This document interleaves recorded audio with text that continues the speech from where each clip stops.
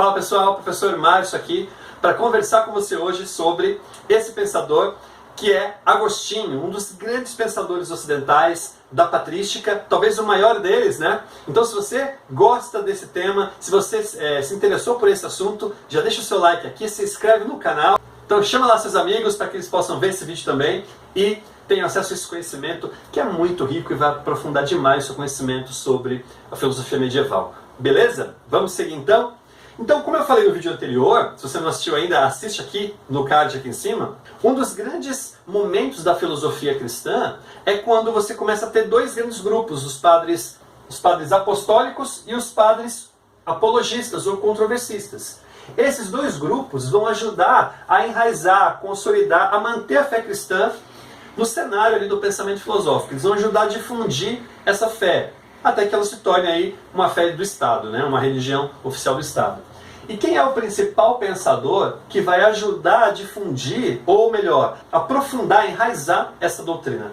É Santo Agostinho, ou Agostinho de Hipona, como alguns dizem. Agostinho morre na cidade de Hipona, né? Mas ele nasce em Tagaste, na Argélia, na África. Agostinho é esse grande pensador que vai ter uma história bastante incomum aí. Eu vou tentar abordar um pouco das informações sobre a vida de Agostinho.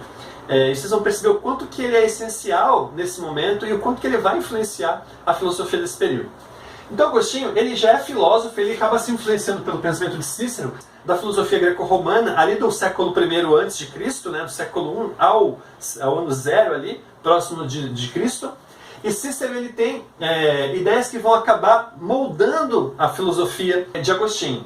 Agostinho, ele também faz parte de uma doutrina religiosa, ele tem aí uma crença, uma doutrina chamada de maniqueísmo. Maniqueísmo de um pensador chamado Maniqueu, que vai crer, que vai ter suas ideias dentro de uma concepção dualista de mundo. Né? O que significa uma concepção dualista de mundo, professor? Uma concepção dualista de mundo, ela acredita basicamente que o universo ele se caracteriza entre duas forças opostas, tá? Então tudo que existe dentro dessa concepção entre oposições. Por exemplo, dia e noite, frio e calor, bem e mal, especialmente essa ideia de bem e mal. Eu gosto sempre de usar o exemplo, né? Eu sempre brinco da Marvel versus DC, entre os heróis e os anti-heróis, ou os heróis e os vilões. Não sei se você já parou para pensar, mas até hoje nós somos influenciados por essas ideias dualistas. Onde sempre que tem um mocinho, vai ter sempre um vilão para confrontar ali as suas ideias. As novelas são assim, os filmes são assim. O ponto de crise, né, dos filmes geralmente tem sempre um mocinho e um vilão. Por quê? Porque nós somos formados, nós fomos moldados nessa concepção dualista de mundo. E é por isso que eu digo que a gente foi influenciado pelo pensamento de Agostinho desde esse período.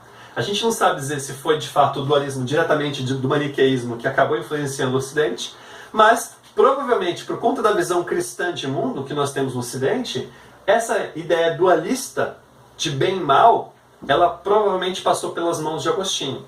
E é por isso que a gente tem isso tão claro e tão presente na nossa vida. Fica a dica para você então sobre essa percepção de mundo dualista. Será mesmo que o mundo que a gente vive, ele é regido sempre por essas duas realidades? Bem e mal? Frio e calor, noite e dia? Vamos ver, vamos estudar um pouco sobre isso. Bom, outra influência de Agostinho nessa ideia é o neoplatonismo de Plotino. Aqui tem uma pegadinha muito interessante, gente, que sempre cai nas provas, que é o seguinte.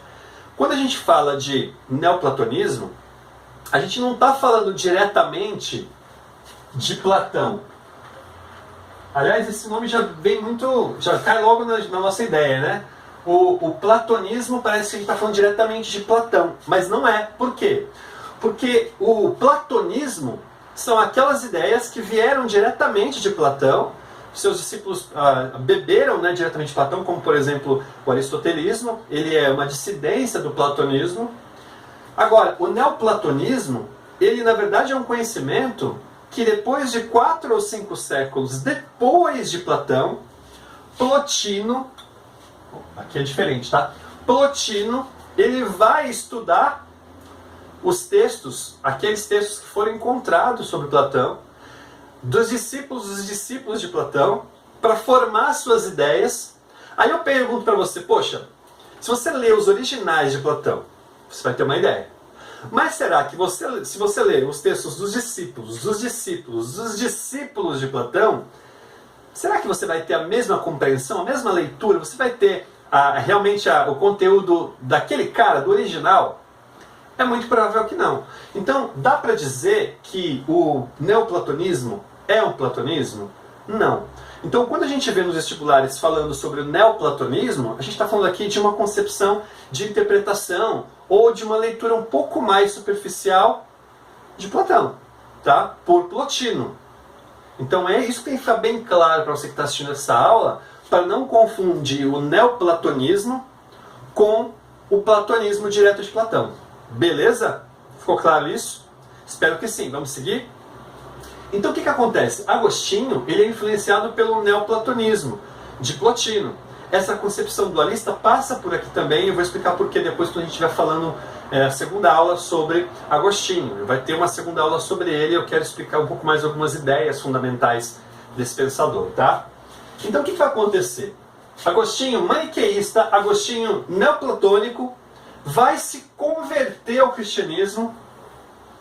E nesse momento ele vai então abraçar a fé depois de 30 anos, pelas orações da sua mãe. Aí dizem que Santa Mônica, né, que é a mãe de Agostinho, orou por ele mais de 30 anos para ele se converter. Isso ele mesmo narra em uma das suas obras. Eu nem coloquei aqui, mas vou colocar as Confissões.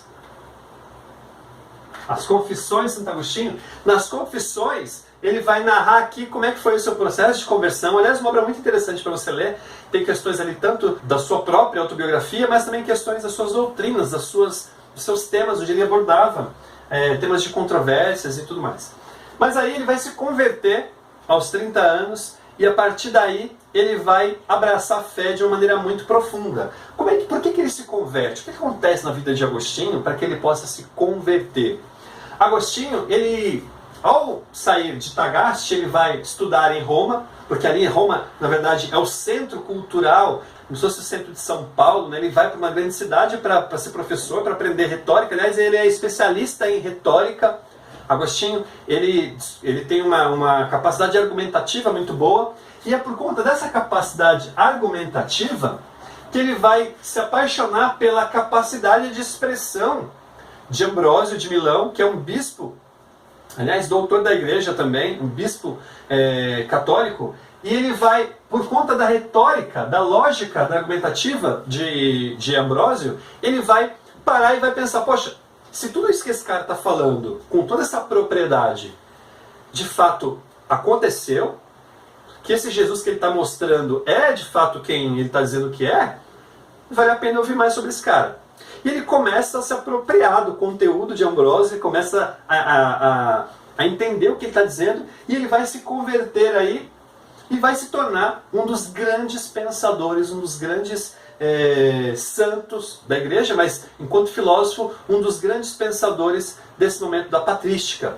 E como eu disse no início desse vídeo, ele vai influenciar aí grande parte da filosofia ocidental, grande parte do pensamento ocidental, até aí o século XIII e XIV. Tá? Uma expressão muito interessante de Agostinho aqui é a seguinte, como você pode ler, né? Compreender para crer, crer para compreender. Olha que bacana, ele está resgatando aqui um dos princípios básicos do objetivo da filosofia cristã, que é o quê?